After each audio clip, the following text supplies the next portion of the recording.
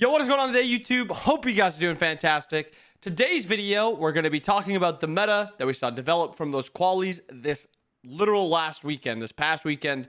We watched it. It was very entertaining. That leads us into Worlds, which is right around the corner, about 4 days out. And I'm super excited to watch it because, you know, also who's got 2 thumbs and is going to be casting? This guy.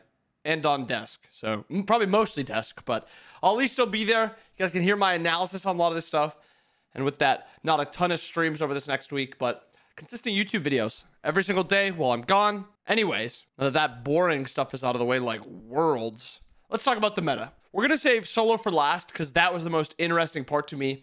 This was our first SPL action from the Dead Solo Mage nerf patch, and so now we get to kind of see what was the result of that. For jungle, not too surprising. 5 gods pretty much stuck out, and one of the most surprising was a Willix. We saw actually a lot of the Willix bans, and I don't know if that's just because Scream likes it a lot, Johnny likes it a lot, or if the character is just really that good. But she was banned a ton. Maman, probably considered the best jungler in the game still. If you're playing her in ranked, you're basically guaranteed to win. If you're not first pick on ranked, probably banner. And then the next tier of 3 gods is Kama, Thor, and Rat. Rat surprisingly lost a lot of games, but I think it was also, he was picked a lot as an early pick for a team that just ended up losing in the tournament, maybe a little bit earlier. So I think that has a little bit to do with it, because when we did see Rat, Johnny played it once and it looked fine. He looks like still a good god. I think he's just like the worst out of that tier. Next up, support. Probably another one that was pretty easy to predict. Athena's still OP. I think that's the surprising part. Athena is still OP. She was let through a few times, and she dominated even when she was let through, even after her nerfs. Aphrodite is kind of like that next support, and she was banned a lot, but there's also a few times where she wasn't banned, and then she just wasn't picked. I don't even know if we saw a single Aphrodite this tournament, but she wasn't banned every game, which was interesting. The next few gods, Sobek, Ganesh, both highly picked, banned a few times, and then a little sprinkle of Maui. Elion played it a lot, and they made it pretty far into the tournament, so maybe that's why we saw a lot of Maui, but he was kind of like that next god up. Next up, those mages, and this changed the least of all the changes going into this patch. A ton of Mirrodin mages. Thoth, Cuckoo dominated the meta. Baba dominated the meta, even though she can't stack as quick. She doesn't even need cloak. We actually saw no cloak Babas a few times, and she was still dominating. And then we also saw a little bit of Raijin, some Mori bans, but that's kind of what the mid lane meta looks like. Those 5 gods stick out. And then lastly, hunters, before we get to those exciting role, the most exciting role for a patch like this, the solo laners. ADC was interesting because there was actually very little on her. And I think a little of that has to do with not a lot of the players at this tournament were on her players. They didn't dominate lane. They didn't pick it first and then want to just play around their lane. It was a lot of Hachiman, a lot of Rama kind of in that first slot. And then that next slot of characters is like the Ishtar, Heim. There's a little bit of Jingwei we saw, but for the most part, and a little bit of Chernobog, but for the most part, it was just those 4 hunters. And then lastly, the most exciting part about this, those solo lane warriors, because we only saw warriors or assassins. 2 assassins played. We saw, I think it was 1 Rat game, 1 Thor game. The Rat game by Variety and the Thor game by Ducky. But still, those played a lot like warriors, so it was cool to see those. But the warriors that stuck out, 5 of them with kind of like builds with them. Wukong. We saw a little bit of Wukong. He's like my honorable mention because I don't think he's in that top 5 solo laner spot, but he is still good. I think he is just very season 1 Wukong-esque instead of that season 4 to 5, 6 Wukong, where season 1 Wukong just kind of lived and did his job of distracting the backline. Season 4, 5, 6 Wukong was like a hyper carry who could carry late game and could actually do damage late game. It didn't look like he was doing much damage, but he was pretty hard to deal with in some fights.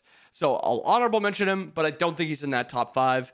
And a lot of times we just saw Axe into Runeforged into a bunch of defense. But a character that was not too surprising to see, Chalk. After a bunch of the buffs Chalk's gotten, it wasn't a surprise to see him play. And it was actually Redstone Chalk that we saw. A lot of time, Redstone, Glad's, Cloak, and then more defense items that are just situational for the game. And it was cool to see. He was very hard to deal with in a lot of the fights, putting out a lot of damage. He had some pretty high survivability. Did die a couple times in the laning phase because of how not great I think the early game of Bluestone Glad Shield or tier 1 Glad Shield is, especially compared to the Axe build. Axe dominates lane, but Bluestone just scales better into the late game. Another one, Nike, that's been dominating. Saw a few bans, actually. Axe into Jotuns a few times, Axe into Glads a few times, Axe into Runeforged a couple times. Basically, Axe is your guarantee, and then if you have a laning phase that you can bully, Jotuns feels very good. If you have something where you're playing against a pretty lane dominant character, maybe you want that Runeforged or that Glad Shield. If it's maybe a lane you can't really dominate, you opt for that Runeforged, that Glad Shield. But she still saw a lot of success. Her games that stuck out to me the most were the Nike into Thoth games. Thoth could do literally nothing. He would just get ran down, and he doesn't do enough damage to frontline, so he had no way to deal with the Nike. And that was the Ravens versus Mambo set where Haddix was just running down Rapio, and Rapio was unable to do anything. Tier, another one that I think is something to talk about, where he looked good with a Willix. Without a Willix, I think he looked a little less good. A lot of times he just forces relics, and Willix is a god that punishes him. And I think that's his job in team fights, or even in the mid game, is he just wants to pull relics so his assassin can punish those beads being down. And I think he's got a good matchup into some of those gods that don't have CC immunities, like the Thoth, like the Cuckoo, where if he actually forces out those beads, a Daji or an Awilix can just punish said mid laner, or same thing in the jungle. If it's like an Awilix who usually goes blink, if he puts him in combat and knocks him up, the Awilix can just pull him in, or the Daji can then just punish him after. And then the two most interesting ones, Bellona and Osiris, and we saw 3 different builds, all starting the same with Death Toll, usually going into a Death Embrace, and they all started the same first item. The second item is instantly where it changed up. We saw 1 Glad Shield, so we saw 1 Cloak, and we saw 1 Exi. These were the 3 builds we ended up seeing. The Haddix build was this Death Embrace Phalanx Glad Shield build. I think Julio also built this build. It was mostly just, I want to dominate laning phase, and I want to scale into the late game as a tank, but not necessarily full tank, because I want to be able to rotate in that mid game and still dominate. This build looked very good. His damage threat was not nearly as high as this Executioner build, but that's expected when you're building Death Embrace Phalanx Glad Shield. But the damage still was pretty surprisingly high. Death Embrace gives you those cooldowns to then spam your Glad Shield and actually get out a lot of damage. The next build was, I think Delny was the one that did with this one first. Death Embrace Phalanx into Cloak. And this is more of a, I want to be an absolute tank late game. I don't care too much about my laning phase. I just want to get to that spot as quick as possible so I can be a tank and be unkillable and be unable to be someone to be dealt with. And this build looked great again. It's just not dominant in laning phase like these 2 builds. And then lastly, the Deathwalker build, Death Embrace Phalanx Executioner. The damage he was putting out with this build was insane. He was forcing Delny out of every single fight in their 1v1 because of how much damage he was able to output. And I think Executioner should 100% replace Kinsiza in late game builds.